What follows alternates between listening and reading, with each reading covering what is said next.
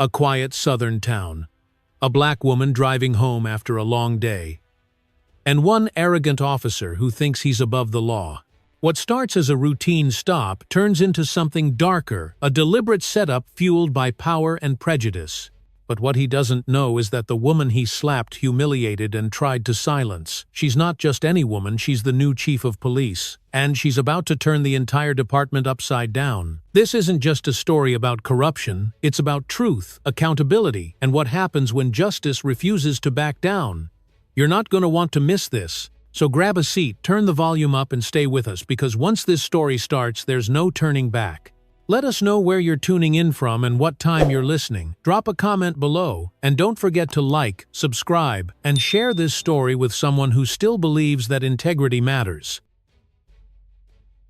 It was just past 7:30 on a humid Mississippi evening when Evelyn Cross rolled her rented Chevy Malibu onto a cracked two-lane road, the kind that seemed to sag under the weight of too many summers and too few repairs. Kudzu vines clung to telephone poles like lazy ghosts, and a cicada chorus buzzed in the trees loud and constant, like they were trying to drown out the silence of this forgotten stretch of Morgan County. Evelyn kept both hands on the wheel, eyes steady, breath slow. She'd driven through towns like this before, small guarded places where strangers drew stares, and black women in clean pressed clothes were met with suspicion, not smiles.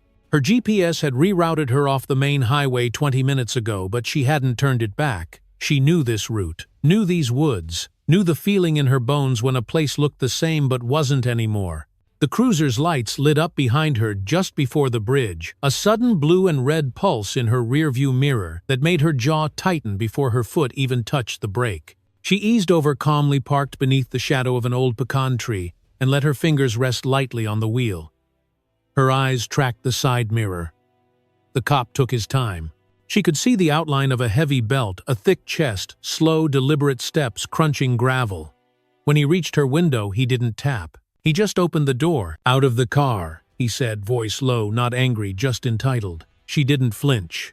"Officer, may I ask what this is about?" "You swerved," he said flatly, without meeting her eyes. "Looked like you were impaired."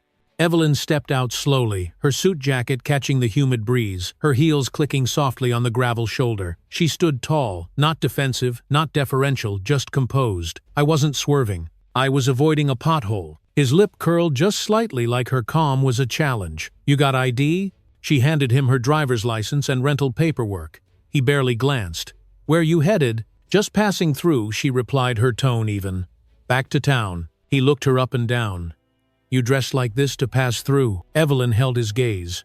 "I had a meeting." A few seconds stretched too long between them. The quiet was heavy now, thicker than the air. Somewhere behind them, a truck engine turned over. Farther off, a dog barked once and stopped. Then, without warning, his hand lashed out, open palm, quick and mean. The slap cracked through the trees, a sharp sound that startled a pair of birds into flight. Evelyn's head snapped to the side cheek, stinging eyes blinking against the blow, but she didn't move, didn't touch her face, just turned slowly back to look at him. Her voice didn't tremble. "You're making a mistake." He laughed, short and mocking. "Lady, you don't get to tell me what a mistake is."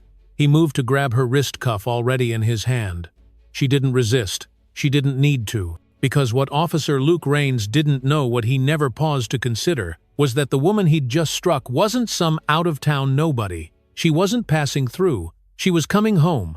And tomorrow morning at precisely 9 o'clock she'd be walking into Morgan County Police Headquarters, not as a suspect, not as a civilian, but as the newly appointed chief of police. And right now she was watching.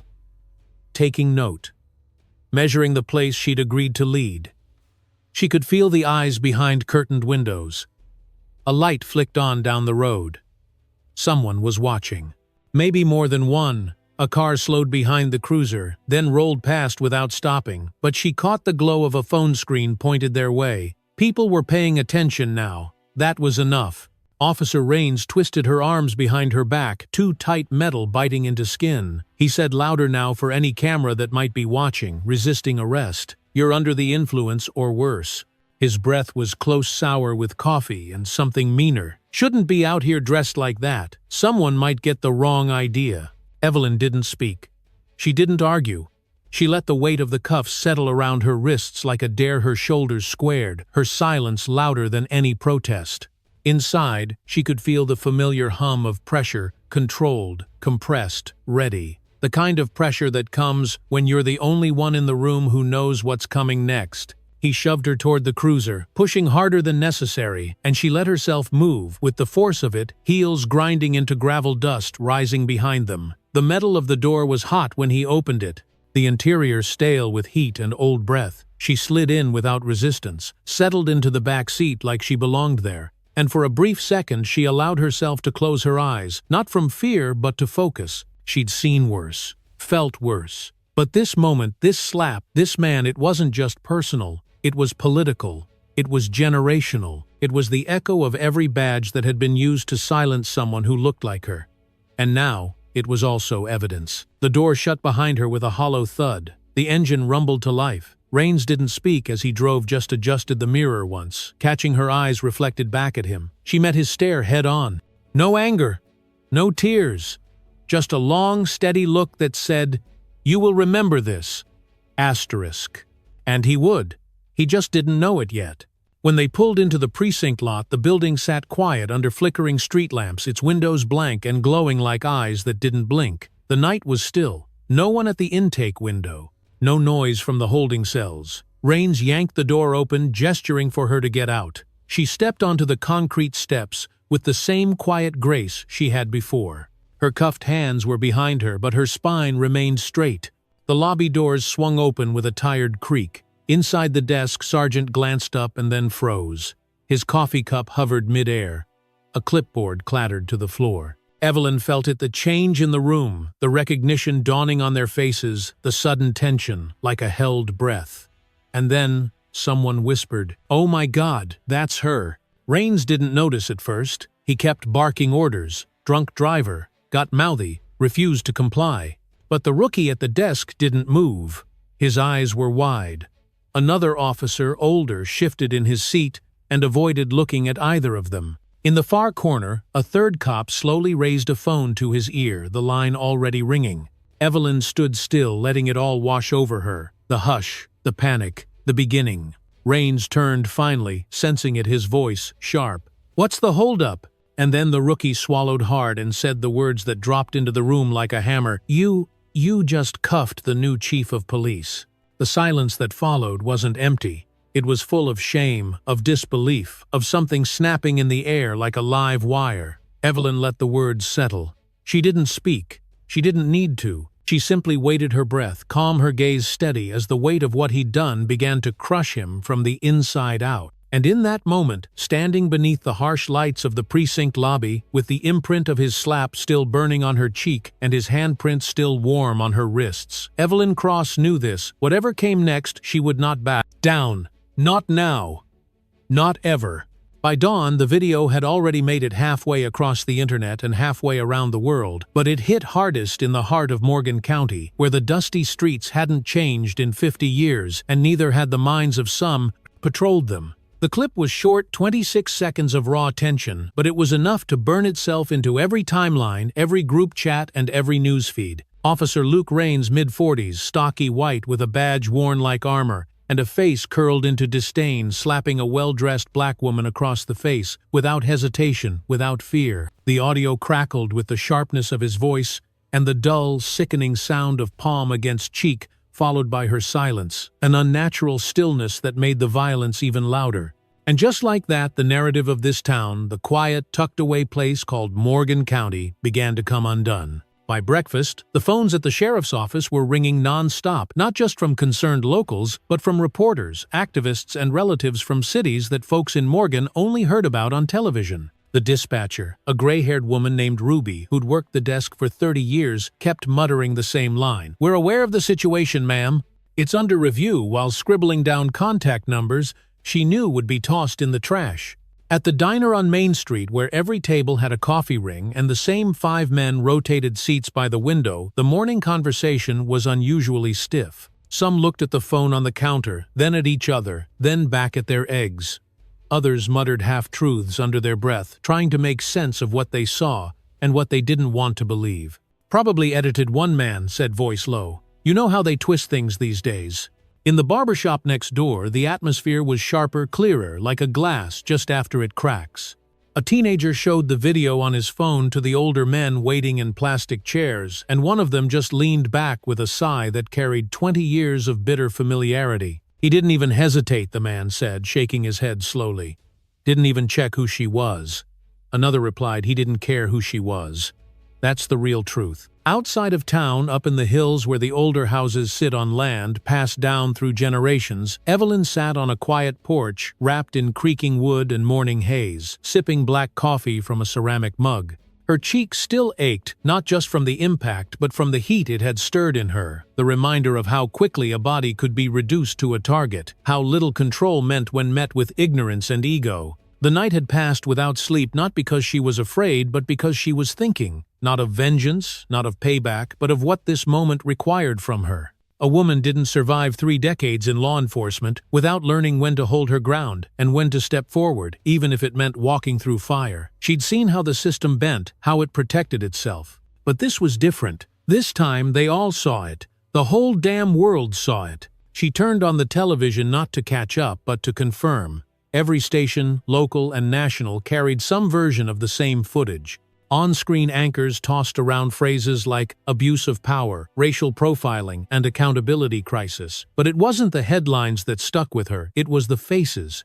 Faces of women who looked like her nodding silently from behind anchor desks or standing outside courthouses, their expressions solemn and proud. It reminded her of what was really at stake, not just her reputation, not even her authority, but the broader idea that black women could hold power, wield it, and still be reduced to nothing in the blink of an eye. She turned the volume down and sat back, letting the morning seep into her skin, the birds calling from the trees like they didn't know the world had shifted. Her phone buzzed on the table beside her. First it was Mayor Beatty, voice tight and tired, asking for a statement, asking for patience, asking if she was okay. Evelyn responded with one word, working. Then came a text from a retired judge she'd once interned for back when she was still learning the shape of justice. Asterisk, you held still. That was your power. Don't let them mistake it for weakness. Asterisk. Back in town, things were beginning to break along old lines. Some folks doubled down on silence, pretending the whole thing was a trick, a misunderstanding, a moment taken out of context. Others, especially the younger generation, treated it like a spark. Flyers went up overnight. "We see you, Evelyn," scrawled in bold black Sharpie. "Justice has a name." High school seniors passed the video between classes, whispering to each other with a kind of awe. Not because of what had happened, but because of how she didn't back down. At the station, Luke Raines sat in a corner office with the blinds drawn, staring at a television on mute. His face was tight, jaw clenched, the kind of expression people wear when they still believe they might wake up and find it all undone. He hadn't spoken to reporters. He hadn't made a statement. He didn't even call his union rep. He just sat there watching his own face on every screen, watching the world dissect him with the same indifference he'd once shown to the people he pulled over. Captain Lawrence stood in the doorway, arms crossed, eyes unreadable. "You didn't know who she was?" he asked, not for the first time. Raines didn't answer. He didn't have to. "You better get a lawyer," Lawrence added, turning away. "The town's already decided." That afternoon, Evelyn walked down the courthouse steps, heels, clicking on the smooth, concrete reporters, shouting her name from behind barricades. She didn't wave. She didn't pose. She simply walked with purpose, her face calm, her gaze forward. When a woman called out from the crowd, "We got your back," Chief Evelyn paused, just long enough to nod. Not a big gesture, just enough to say she'd heard. Just enough to say, asterisk, "I'm not going anywhere." Asterisk. By nightfall, the video had reached over 7 million views. Hashtags were trending, voices were rising. But inside her home, Evelyn moved with quiet steadiness. She changed into soft clothes, tied back her hair, and took a walk through the backyard past the hedges her mother once trimmed every Sunday afternoon. The air was warm, still heavy, with the scent of pine and damp grass. The stars were just beginning to show themselves. She stopped beneath the pecan tree and looked up through its branches, letting the quiet take her in. And in that moment, she wasn't the headline, or the victim, or the new chief of police. She was just Evelyn, a daughter of this land, a keeper of its history, and now a mirror to its conscience. She stood there for a long time until the hum of the town faded into the distance, and all that remained was the soft sound of leaves shifting above her, like the land itself had been holding its breath, and was finally quietly starting to let it go. When Evelyn Cross was 12 years old, her older brother Micah was dragged out of the family's front yard by two white officers who never once told them what he'd done. It was a Sunday, humid and loud with crickets, and she remembered the sound of the screen door slamming behind her mother, the woman's voice shaking as she shouted, "He's just a boy!" But the cops didn't care about that. Not then, not in Morgan County. Micah was 17, lanky, always in motion, always curious, always laughing too loud in places that expected silence. And on that day he'd been sitting under the pecan tree, with a radio in his lap, waiting for it to tune to a station that never came through clear. That was the charged suspicious behavior, a possible stolen item, and a face that didn't look like it belonged in a neighborhood where things weren't supposed to be questioned. Evelyn watched from the porch, her heart pounding so hard she could feel it in her throat while her father clenched his jaw and held her mother back with both arms. They didn't fight not because they didn't want to, but because they already knew how those fights ended around here on the ground in handcuffs or worse. Micah didn't scream. He just looked back at her eyes, wide-mouthed tight, like he didn't want her to see him afraid. And then he was gone, shoved into the back of a cruiser that smelled like sweat and regret taken downtown, and held overnight on a lie they didn't bother to dress up. Charges were dropped by morning, but something else had been broken that day, something no judge could undo and no apology ever came for. That moment, watching her brother disappear down the road in a cloud of red dust, lived in Evelyn like a second heartbeat, low and steady and unrelenting. It followed her through school, through every raised eyebrow, when she spoke too confidently, through every sideways glance, when she asked too many questions. When other kids were deciding what kind of lives they wanted, Evelyn was deciding what kind of systems needed tearing down. She joined the army at 18 not because she loved structure, but because she wanted to understand the architecture of control. She didn't want to fight from the outside. She wanted to get inside the machine, learn its language, trace its wiring, and figure out exactly where the power lines frayed. Her years in the military taught her discipline, endurance, and most of all how to move through spaces that weren't designed for her presence. She learned when to speak and when to let silence do the work. After earning her doctorate in criminal justice, something that drew both admiration and suspicion, depending on the uniform in the room, she started as a consultant for internal affairs units, quietly building a reputation for being relentless, precise, and dangerously calm. By the time she stepped into leadership in Atlanta, she was already a name whispered in corridors where policy was shaped and defended.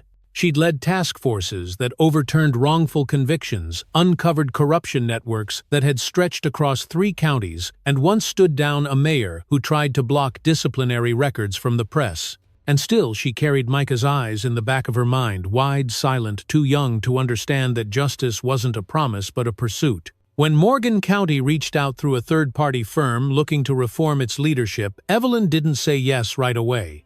She stared at the offer letter for 3 days without speaking a word of it to anyone, not even her mentor Judge Rowan, who had once told her home is the last place they expect you to fight for. It wasn't fear that held her back, it was knowing exactly what it would cost to go back there and try to wear that badge without losing the part of herself that had promised never to return. But something about the moment felt different.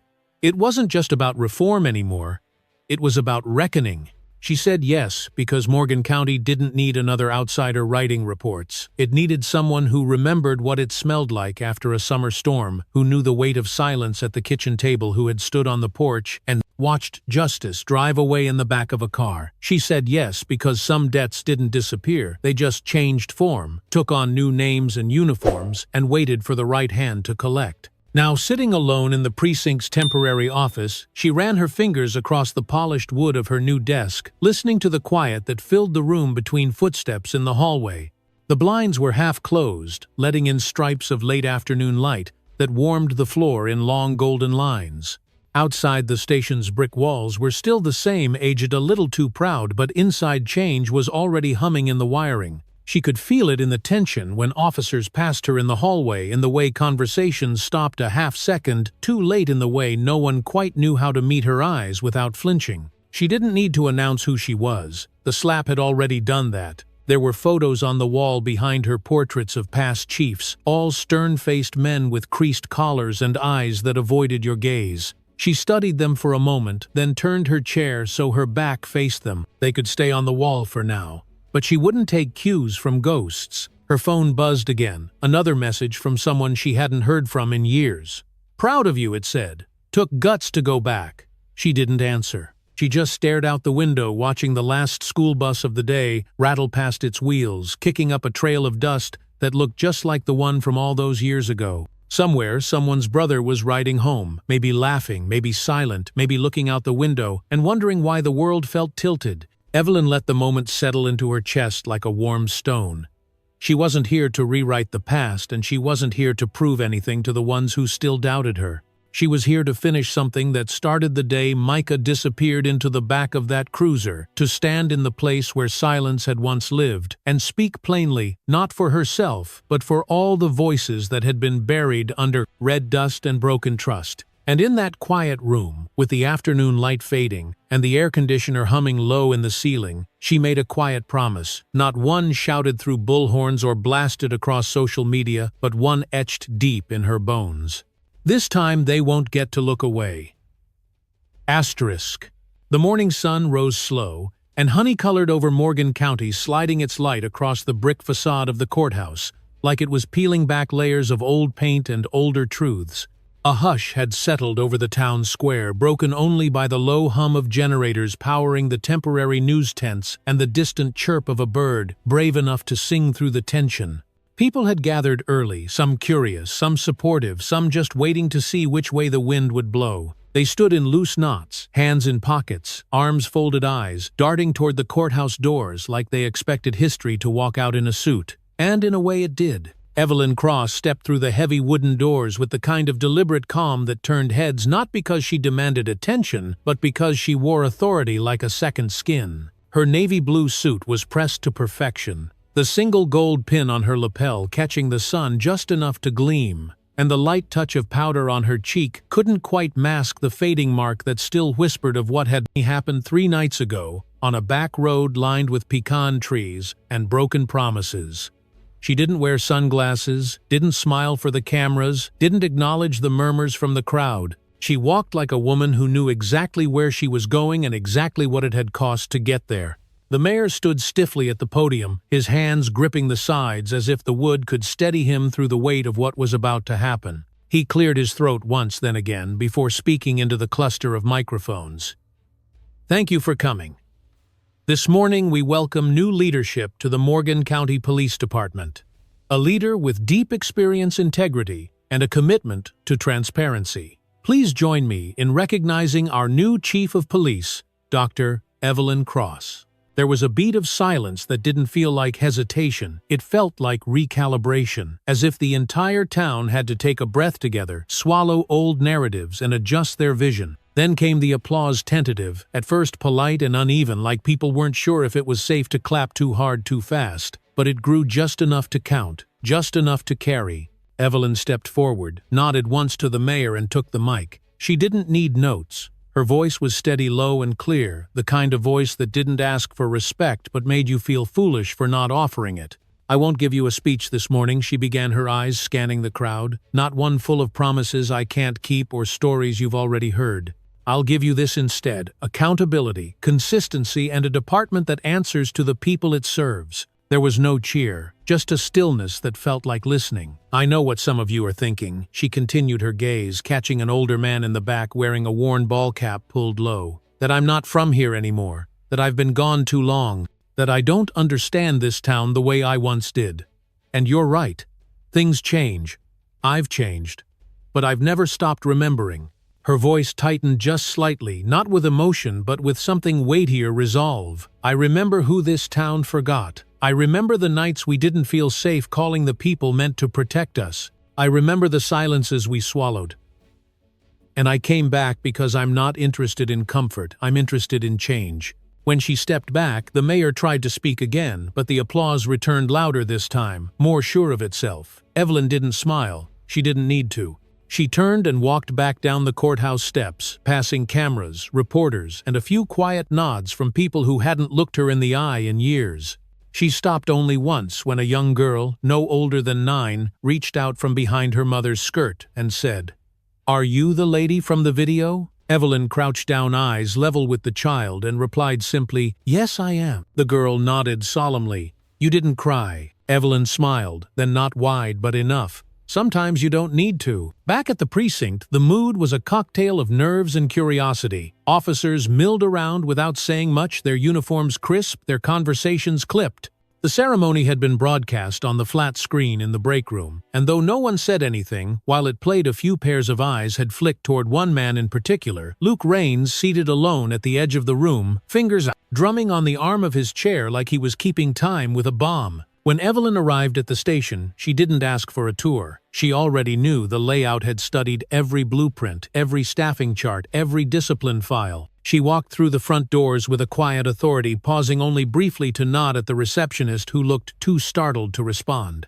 She made her way down the main hall, the sound of her heels echoing against tile, until she reached the office with her name newly etched in brass. She didn't open the door. Instead, she turned around, looked at the dozen officers who had stopped pretending not to stare, and said, "Briefing room. 10 minutes." No one moved at first until one junior officer, Torres, she remembered, stood up and nodded. "Yes, Chief, that broke the dam." Chairs, scraped boots, moved, and the shuffle of obedience returned to the building, though not yet out of loyalty. That would take time, maybe years, but it would come. 10 minutes later, Evelyn stood at the front of the room, arms crossed loosely, the weight of every gaze falling on her like spotlights in a courtroom. Rains was there too, leaning back in his chair with the kind of posture that dared someone to challenge it. "I'm not here to clean house overnight," Evelyn began, her voice cool but not cold. "But make no mistake, this house will be clean." She let the sentence hang for a moment, then walked slowly to the whiteboard at the front of the room, where a marker lay waiting. She picked it up, uncapped it, and wrote one word in thick black letters: "Trust, asterisk, asterisk."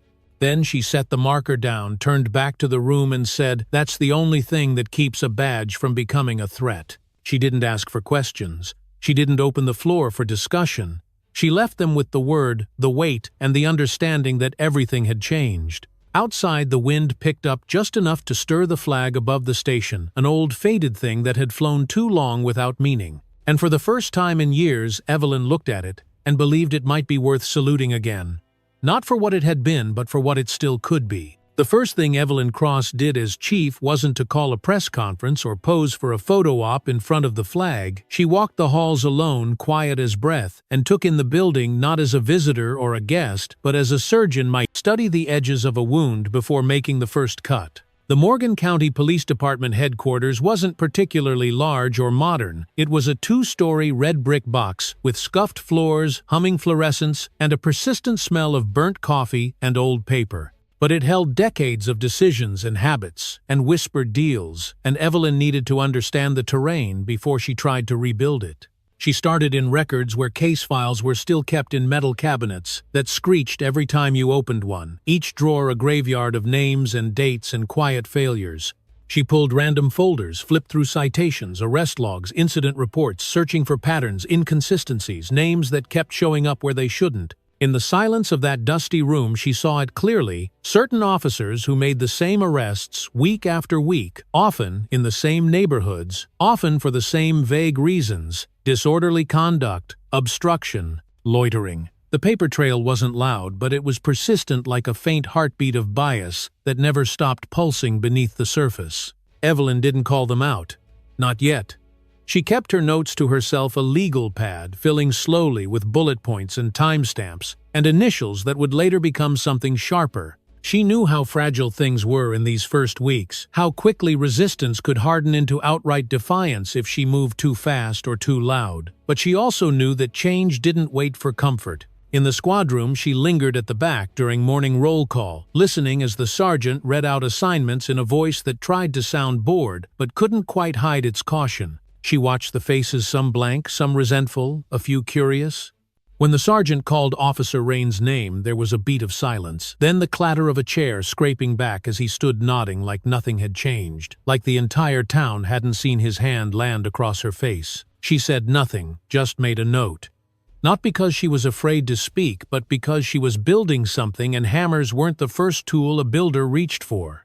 Later that day, she called a meeting behind closed doors, not with the whole department, but with the city's legal advisor, the HR director, and one trusted lieutenant from her former unit in Atlanta, whom she'd brought in quietly as an interim investigator. She laid out a planned comprehensive review of all officer records, mandatory recertification on use of force protocols, a restructuring of the civilian complaint intake process, and the implementation of body cameras on all patrol officers effective immediately. The legal advisor cleared his throat, adjusted his glasses, and said, "You're going to have pushback." Evelyn leaned forward, her voice steady. "I'm counting on it." In the coming days, the whispers grew louder. Rumors swirled that she was trying to fire half the department, that she had a list that she'd made up her mind about who was dirty and who wasn't.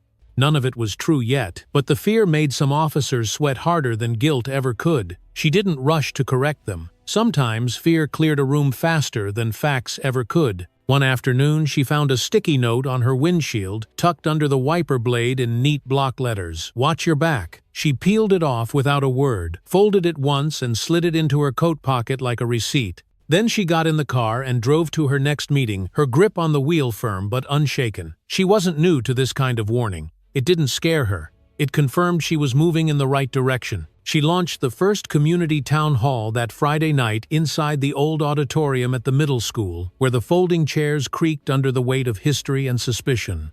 The air smelled faintly of dust and lemon floor polish, and the mic buzzed once before settling into silence. She stood at the front, no podium, no PowerPoint, just her voice and the room. "I know you've been let down," she said, her eyes scanning the crowd. "I know some of you don't trust this uniform. I'm not here to ask for your trust. I'm here to earn it." For an hour, she took questions. Some were harsh. Some came with tears.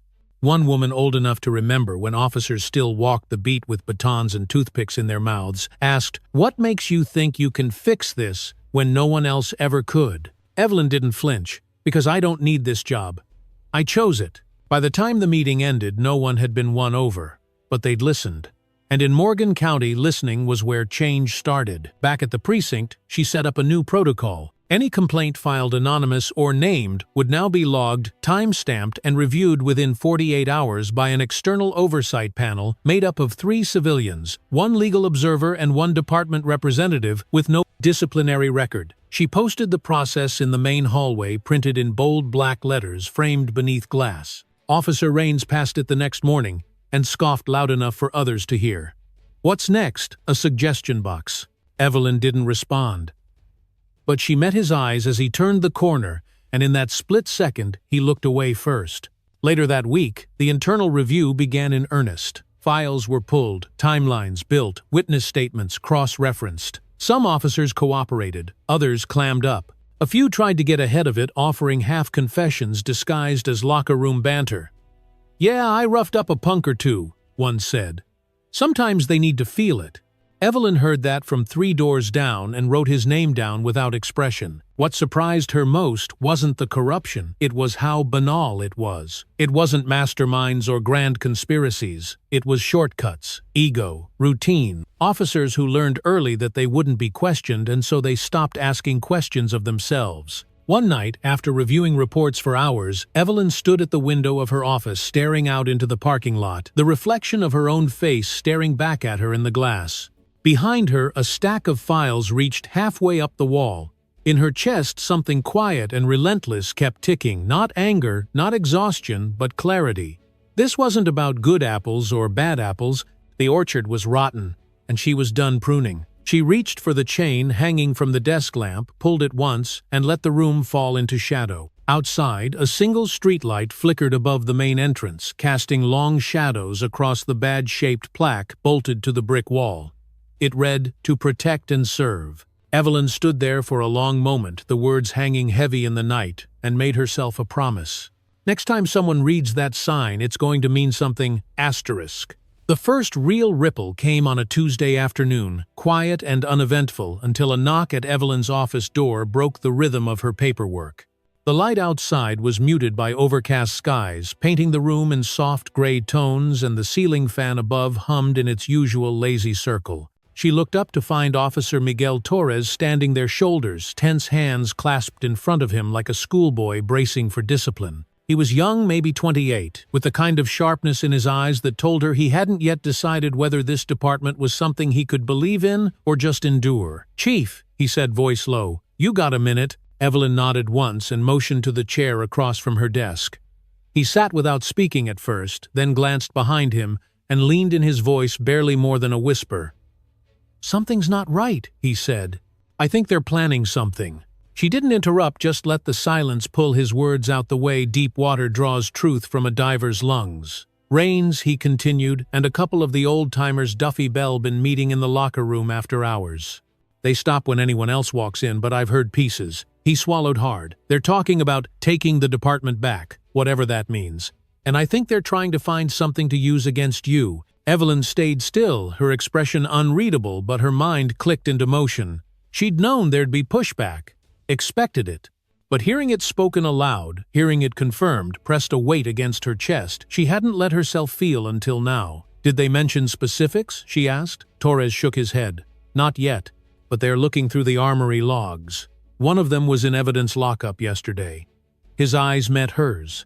"It's not just talk, Chief." She sat back slowly, the old chair creaking beneath her. Outside, thunder rumbled faintly in the distance, a low warning that didn't need lightning to be understood. "Thank you, officer," she said quietly. "You did the right thing." He nodded, stood, and left, without another word. The door clicking shut behind him like a seal pressed tight on something dangerous and real. The rest of the day passed like a ticking clock, each hour, a countdown she couldn't quite measure. Evelyn went about her tasks, reviewing files, meeting with the mayor's liaison, signing off on training schedules, but beneath it all, her thoughts stayed with Torres's warning. She reviewed the security camera placements that afternoon, noting the blind spots, 2 in the hallway near the evidence room, 1 by the side stairwell, and 1 curiously in the rear lot where no camera had ever been installed.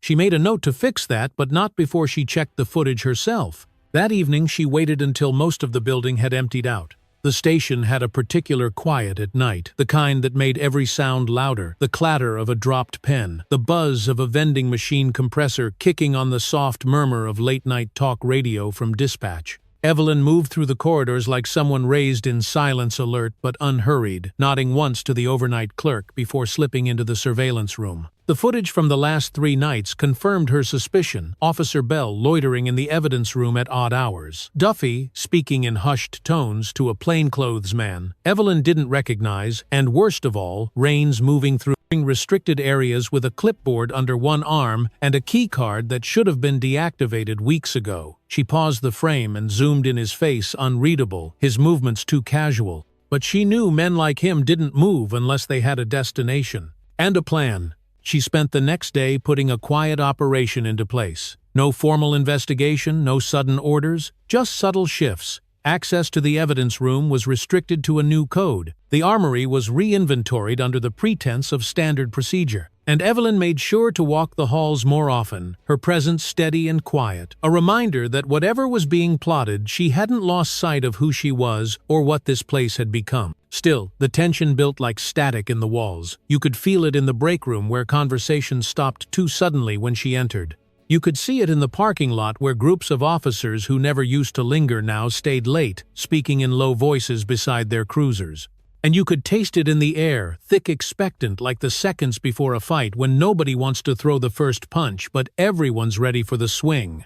Then on Friday, just past midnight, a silent alarm tripped in the evidence room. The alert went to Evelyn's phone, and without hesitation she grabbed her coat and keys and headed straight for the station. The roads were slick with rain, the kind that didn't fall in sheets but misted the windshield endlessly, like the sky couldn't quite cry hard enough to feel clean. She parked at the far end of the lot, moved through the side entrance with a keycard of her own, and made her way down the hall without turning on the overhead lights. When she reached the evidence room, the door was slightly ajar. She opened it with one hand on her sidearm, stepped inside, and found Officer Bell with a crowbar halfway through a locker labeled Property. Ongoing. He froze when he saw her eyes wide, lips parting like he might speak, but no words came. "Step back," she said, voice calm. "Now." Bell dropped the crowbar like it burned him and raised his hands. It's not what it looks like. It looks like obstruction of justice, she replied, moving to the wall phone. And it smells like fear. By the time the duty sergeant arrived, she had Belle cuffed and seated the locker, undisturbed, the scene secured. She didn't raise her voice, didn't posture. She documented everything, took witness statements, and handed the report to Internal Affairs before sunrise. It was quiet, methodical, precise. But make no mistake, it was a line drawn in concrete. That night, Evelyn returned to her office, sat at her desk, and stared at the rain streaking across the windows. Her reflection looked older in the glass, tired maybe, but not defeated, not even close. She reached for the sticky note, still folded in her pocket, smoothed it out on the desk, and studied the words again. Watch your back. Asterisk. She let out a long breath, then picked up a pen and wrote beneath it in clean, confident letters, I already am. Asterisk. Asterisk. And with that she folded the paper once more and tucked it into her drawer, not as a threat but as a reminder. Because some battles weren't fought in headlines or press conferences but in locked rooms and midnight alarms and silent refusals to look away. And in that moment, surrounded by the hum of the station and the rhythm of the rain, Evelyn knew the fire was spreading, but she also knew she was built to walk through it. The shift began, like most things do, in a place like Morgan County, quietly with little fanfare and a simmering undercurrent of tension that didn't show its face until it had no choice but to reveal itself. The precinct still looked the same on the outside, brick and faded flag badge plaque, mounted just above the double doors, but something beneath that surface had begun to crack, and Evelyn Cross could feel it with each step she took down the main hallway. It wasn't just the way people avoided eye contact or the forced stillness that came when she entered a room. It was deeper, more deliberate, like a rhythm just slightly out of sync with itself, offbeat enough to make your gut twist without knowing why. She'd heard whispers, quiet ones behind closed doors and careless ones leaking out between locker room jokes that weren't quite jokes. Don't worry, we'll fix this, one voice had said too close to the vending machines. She's not gonna last. Evelyn didn't respond to it, not directly, because she knew better than to swat at smoke. She was waiting for the match. And it came one morning just after briefing when she found a manila envelope on her desk with no name, no markings, only a single sheet of paper inside a printed screenshot from her personnel file, redacted in parts with a handwritten note in dollar bills with obli M end. And it came one morning. Thick black ink that read, asterisk, still think you belong here, asterisk. She held the paper in her hand a moment too long, eyes narrowing, not in anger, but in focus. This wasn't about paperwork. This was a warning, or at least it was meant to be. But Evelyn had never been the kind of woman who backed down at the first sign of pressure. She folded the paper, neatly placed it in her desk drawer, and locked it without a sound. No panic, no calls, no sudden retaliation. She knew the move was coming, and now they'd made it. That meant they were showing their cards. All she had to do now was decide which hand to play in return. That night, she drove the long way home, headlights catching the edges of moss-covered road signs and pickup trucks that hadn't moved in months, still parked in the same yards they'd been in since her childhood. The town was quiet, but not peaceful. There was a kind of watchfulness in the way porches stayed lit longer than usual, in how curtains twitched when engines passed. She thought about her father, who used to sit on the porch with a shotgun across his knees when things felt tense in the neighborhood, not because he wanted to use it, but because he understood something Evelyn had only begun to appreciate as an adult, that sometimes just being ready was enough. Back at home, she sat in the dark living room with only the hum of the refrigerator in the kitchen and the occasional creak of the wood frame as the temperature dropped. She didn't cry, didn't rage, didn't pace. She simply sat, hands resting lightly on her knees, breathing through the weight of what was gathering around her like a storm she couldn't yet see. The attack wouldn't be direct. That wasn't how men like Rains operated. It would be calculated, underhanded, the kind of thing designed to discredit quietly rather than confront openly. And that meant it was time for Evelyn to stop playing defense. The next morning, she walked into her office early, long before the rest of the building began to buzz with half-hearted greetings and the smell of burnt coffee. She pulled every officer personnel file flagged for review in the last 6 months, spread them across her desk like puzzle pieces, and began searching for common threads, not just misconduct, but loyalties, connections, patterns of cover-ups and leniencies handed out like candy to those who knew how to smile the right way at the right sergeant. By noon, she had a list not of crimes, not yet, but of behavior that didn't belong in any department claiming to serve the people. Later that day, Officer Raines requested a meeting. He didn't knock, just opened her door like he owned it, stepping inside with a kind of swagger that only men certain of their place in the world ever seemed to carry. "Heard you've been pulling files," he said, voice oily smug. "Looking for ghosts." Evelyn didn't look up from her desk. "I don't need to look for ghosts," she said calmly. "They've been haunting this place for years." He chuckled, slow and deliberate. "You keep digging around in the past, Chief, you might not like what you find." Now she met his eyes, cool, unwavering. "That's where you and I are different. I already know what's buried. I'm just the one finally willing to dig it up." For a beat, neither of them moved. Then he gave a tight smile, tipped an invisible hat, and left without another word. Evelyn didn't watch him go.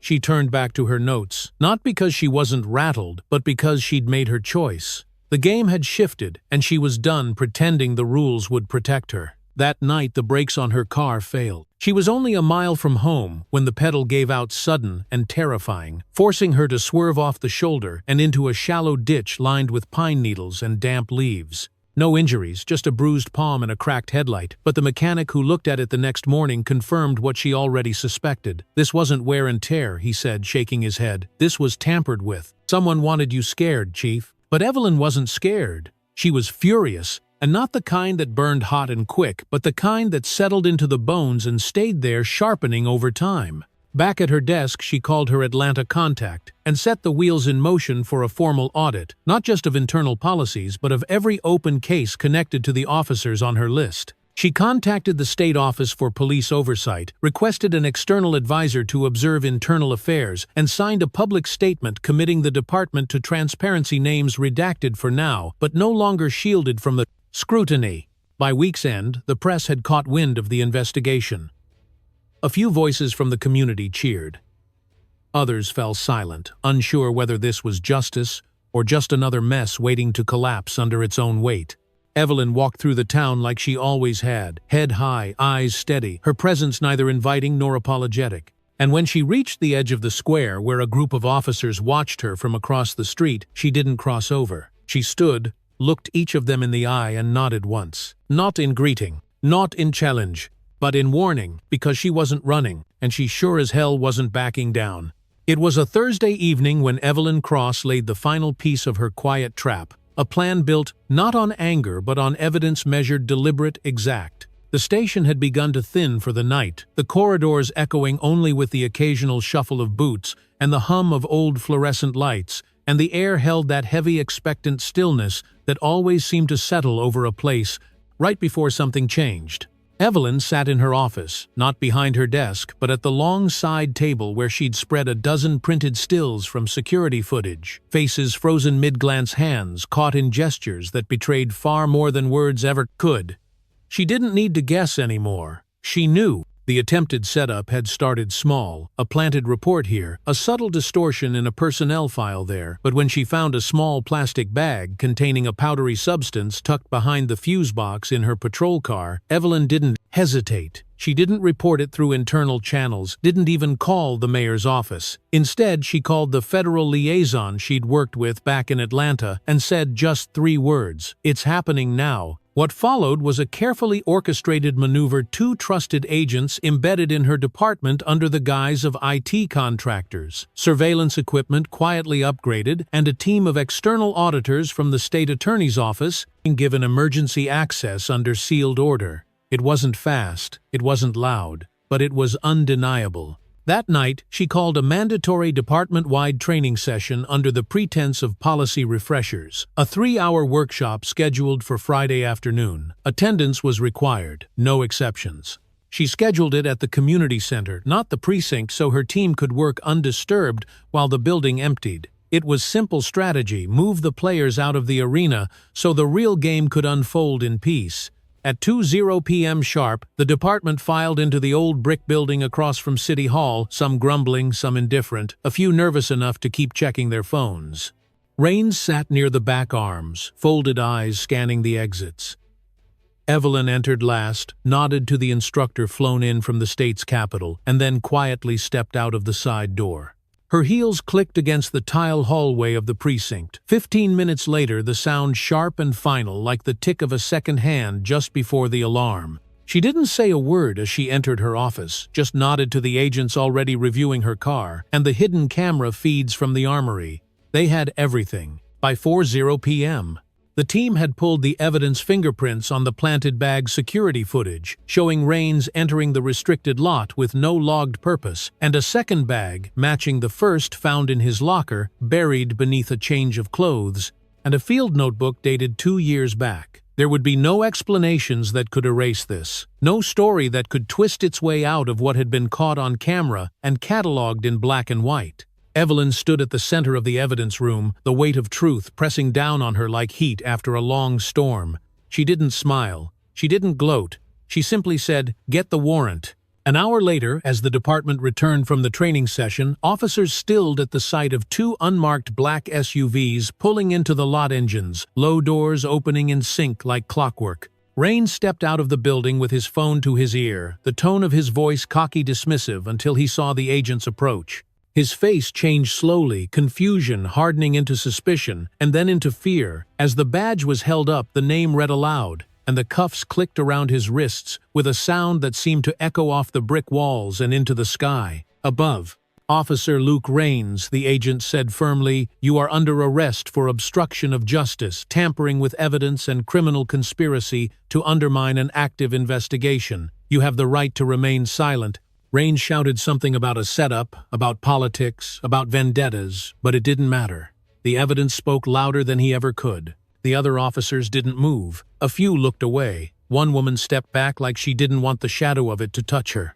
And in the middle of the lot, Evelyn stood still, watching, as the man who'd tried to tear her down was led away, not just by federal hands, but by the weight of his own decisions. Later that evening, the precinct was quieter than she'd ever heard it. No chatter, no hallway laughter, just the steady measured clack of keyboard keys, and the occasional murmur of an officer reviewing their own reports with a new kind of caution. The tone had shifted not to fear but to reflection. Not because Evelyn had demanded respect, but because she'd earned it by refusing to stoop to vengeance, and by making her case not with emotion, but with undeniable, indisputable fact. She returned to her office, turned off the overhead light, and let the room settle into dusk. The horizon glowed through the blinds, casting lines of gold across her desk, across the photograph of her younger self, and Micah taken on their porch the summer before he left for college. She picked it up, traced the edge of the frame with her thumb, and let herself breathe, really breathe for the first time in days. She didn't think of victory, didn't let the words sit in her mind like a trophy. She thought of balance, of restoration, of the slow, methodical way truth moves not like lightning but like water wearing away stone, not through force, but through persistence. And as she sat there, in the fading light, surrounded by quiet, Evelyn felt something she hadn't felt in a long time. Not pride, not triumph, but something steadier, more grounding. A sense that for the first time since taking the badge, she was exactly where she needed to be. And more importantly, that Morgan County was finally beginning to see that too. It was a still morning, the kind where the air felt too quiet, like the sky itself was holding its breath, and inside the courthouse, the silence settled over the rows of wooden benches like a heavy wool blanket. The gallery was full, packed shoulder to shoulder with faces that had been watching this story unfold from porches, from barbershops, from their phones late at night. Under the covers, some rooting for Evelyn, others waiting for her to slip. The lighting inside was soft and golden, filtering through the high, stained glass windows, casting a warmth that didn't match the tension. And when Evelyn Cross stepped into the courtroom, her heels clicking softly against the tile, that silence rippled, not broken, not loud, but shifted like the room had adjusted itself around her presence. She wore a dark slate-gray suit that matched the mood of the day. No jewelry, no smile, her hair pinned back with quiet precision. There was no swagger in her stride, no trace of the dramatic, just purpose. Measured, focused, firm. She didn't look toward the crowd, didn't search for allies or enemies. She simply took her seat at the front and faced the judge with the kind of quiet resolve that said everything that needed saying. Across the aisle, Luke Rains sat with his lawyer, a man who looked too polished for Morgan County, all cufflinks and courtroom charm. But even he seemed to understand that today wasn't going to be one with charisma. Rains didn't look like the man who once called himself untouchable. He looked smaller now, thinner eyes sunken just enough to show the weight of weeks spent under scrutiny. His hands fidgeted under the table, fingertips pressed together in a rhythmless tap that betrayed a man trying to hold himself still. But he couldn't stop glancing at Evelyn. The prosecution opened with clarity, laying out the charges in a voice that didn't rise or waver. Obstruction of justice, tampering with evidence, misuse of authority, abuse of power. Each word like a stone dropped into water, rippling outward, unflinching in its impact. The courtroom didn't gasp. They'd heard it all before in the news.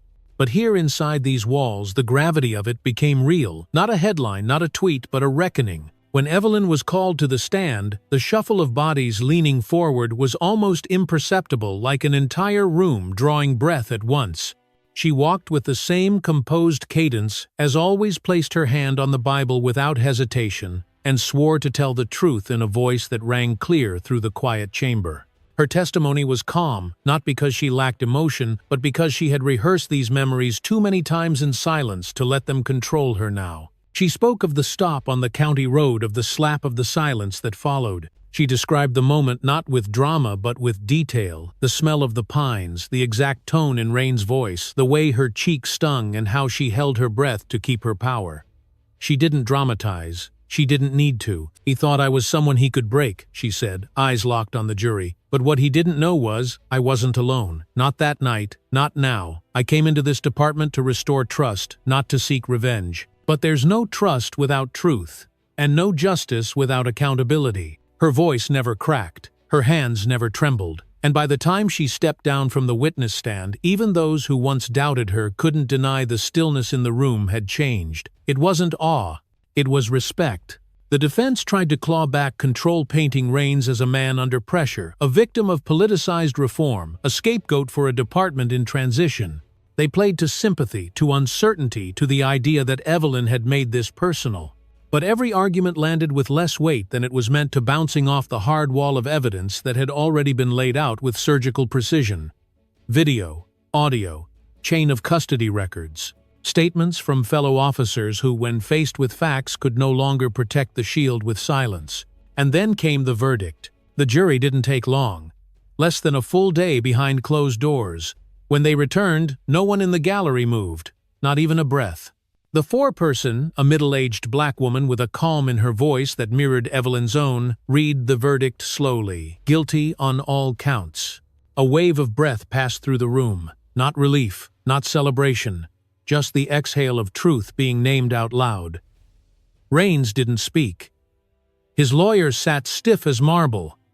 And Evelyn, she didn't look over. She didn't need to. The gavel came down with a single sharp crack, and that was that. Outside, reporters gathered, cameras, jostling microphones lifted toward her as she stepped down the courthouse steps. The mayor was somewhere behind her, the district attorney to her left, but she didn't stop for sound bites. She walked slowly, her eyes scanning the crowd not for recognition but for presence, for the faces that had waited, watched, and maybe finally believed that someone would stand their ground. A young woman called out Chief Cross. What do you say to the people who say this wasn't justice? It was revenge. Evelyn paused, turned slightly, and spoke without raising her voice. Justice isn't revenge, she said. Justice is light. And the only people who fear the light are the ones who've lived too long in the dark. She turned and kept walking her pace, unhurried, her presence steady, the sound of her heels soft but certain on the concrete. That night, back at the precinct, she sat alone in her office. The lights dimmed, a soft hum of cicadas rising through the open window. She poured herself a cup of black coffee, not because she needed it, but because the ritual grounded her. The framed policy reform proposal sat on her desk, now officially approved, waiting to be implemented. It wasn't a finish line, it was a beginning.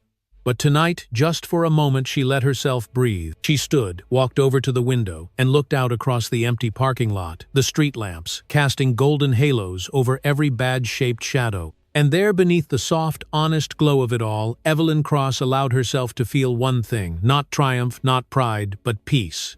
Because no matter what came next, she had done what she came to do.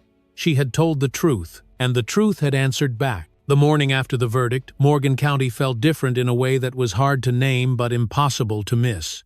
The streets weren't louder, the buildings weren't brighter, and the people weren't cheering in the square, but something had shifted, something subtle like the wind had changed direction, or the sky had moved half a shade closer to clear. Evelyn Cross stood at her office window looking out over the front lot of the station, her coffee cooling in her hand as she watched two rookies laughing about something near the flagpole, their bodies at ease, in a way she hadn't seen in months. It wasn't about celebration, not really. It was about exhalation, the kind that came after a long, hard silence had finally broken. Downstairs, a new plaque was being mounted in the hallway beside the roll call board, an inscription that read, "Asterisk. Integrity is what remains when no one is looking." Asterisk. She hadn't chosen the words to be poetic. She'd chosen them because they were true, and truth in her world was not a gesture, it was a discipline.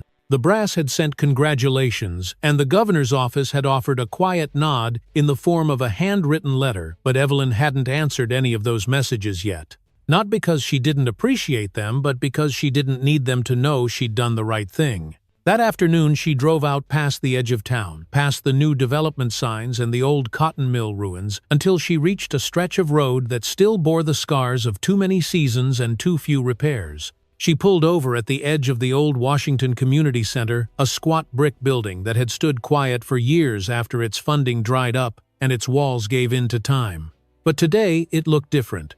The front steps had been repoured, the windows replaced, and inside you could hear the echo of kids' voices bouncing off freshly painted walls. Evelyn stepped out of the car, slowly gravel crunching beneath her feet, and walked up to the door as two boys darted past her on the sidewalk, one shouting, "She's the chief," before disappearing into the building with a grin wide enough to carry the whole world. Inside, the hum of energy was thick basketballs thudding against polished gym floors, music playing low from a speaker in the rec room, and volunteers moving between tables set up for tutoring, snacks, and quiet conversation. The center hadn't just reopened, it had been reborn, and it hadn't happened by accident. After the trial, Evelyn had diverted part of the department's discretionary fund once earmarked for outdated equipment and unused vehicles into a new line item titled Community Reinvestment. Asterisk. It wasn't a headline move and it didn't come with a ribbon cutting, but she knew it would matter more than any patrol car ever could. She stepped into the main room where a young girl, barely 10, maybe was helping an older woman set out paintbrushes and small canvases on folding tables. The woman turned, saw Evelyn, and smiled with that deep, familiar warmth that only came from people who had lived through every version of you and still chose to see the best one. "Didn't think I'd see you in here," she said, her voice soft but certain. Evelyn nodded. "Didn't think I'd be back here at all," she replied.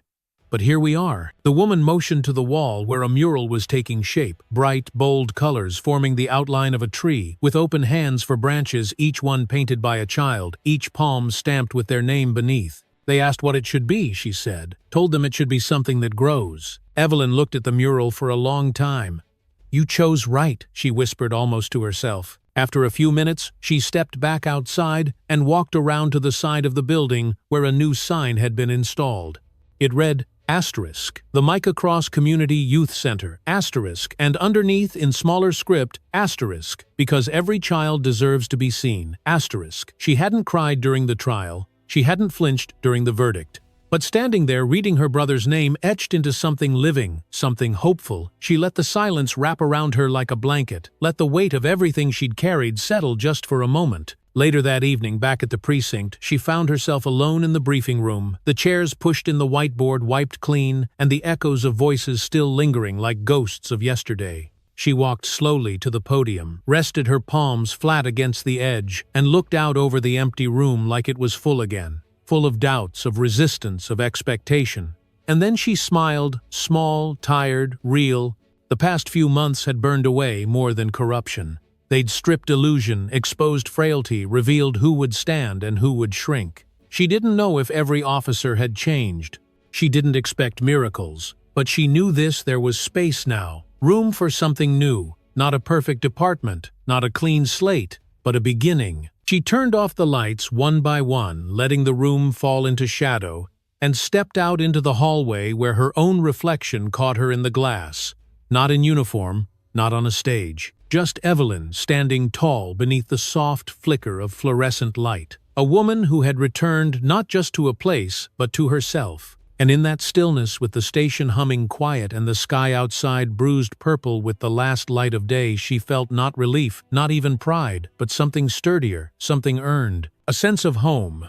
Not the one she left, but the one she built. Sometimes the greatest battles we face aren't loud or dramatic. They're the quiet ones, fought in hallways, courtrooms, and long-forgotten neighborhoods where truth has been buried for years. Evelyn Cross didn't win by force, she won by standing still when others shouted, by refusing to look away when injustice wore a badge, and by believing that integrity could outlast intimidation. Her story reminds us that real change doesn't happen overnight, it happens choice by choice, one honest step at a time. And in a world where it's easy to give in to fear or bitterness, Evelyn teaches us the power of patience, the strength in restraint, and the unshakable value of doing the right thing even when no one's watching. For those of us who've lived long enough to see cycles repeat, let this be a reminder: it's never too late to speak truth, to stand tall, and to shape a legacy that gives the next generation something better than what we were handed. Justice, after all, doesn't retire with age, it grows deeper, louder, and more necessary with time.